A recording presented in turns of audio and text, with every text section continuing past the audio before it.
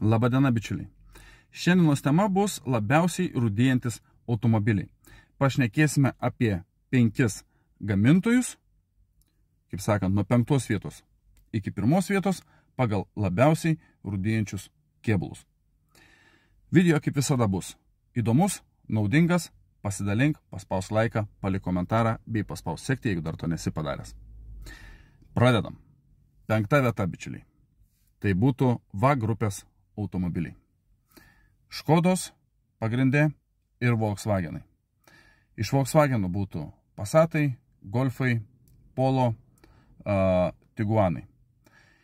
Iš Škodų būtų Octavios, Superbai, Kodiakai kiek mažiau, nes jau kaip bebūtų naujesni automobiliai, tačiau taip pat pasitaiko korozijos židinių.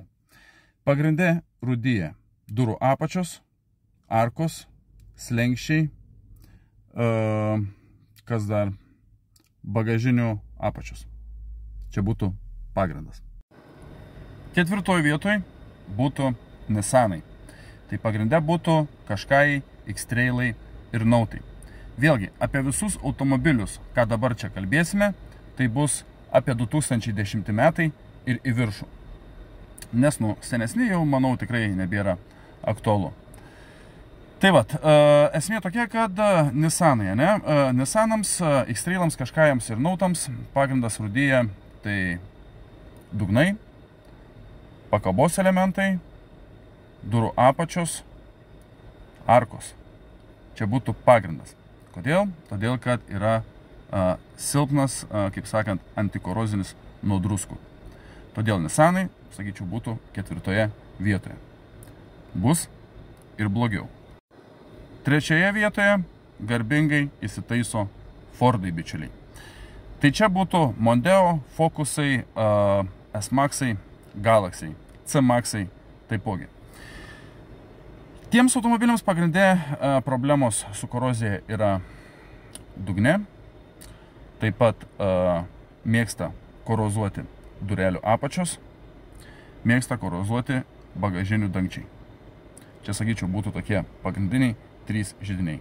Žinoma, kas be ko pasitaiko ir korozijos ant slenkščių, pasitaiko korozijos dažnai ir po kapoto, ant tam tikrų tvirtinimo elementų. Tai būtų tokie reikalai, sakykime, su Fordais. 2 vietoje būtų Opeliai. Tai Astra J, Zafira, Insignia A. Vėlesni modeliai su šita problema įsisprendė ir esu daręs video, kad tikrai su korozija problemų retai pasitaiko. Tačiau šitiems 3 Opeliams dažniausiai korozijos randama. Ir randama praktiškai, bičiuliai, visur.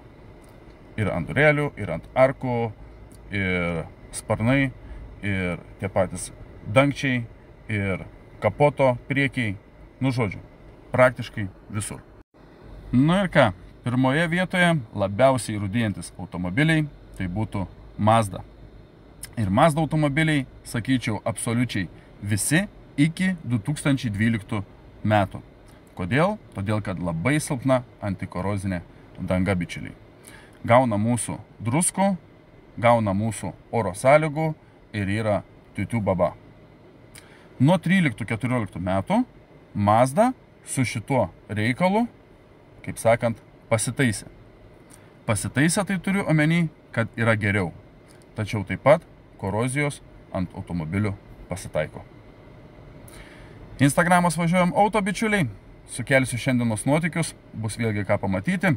Užeikit, paspauskit sekti, bei kaip sakiau, neužmirškite pasidalinti šito video, kad žmonės sužinotų, kurie yra gamintojų automobiliai labiausiai rūdėjantis.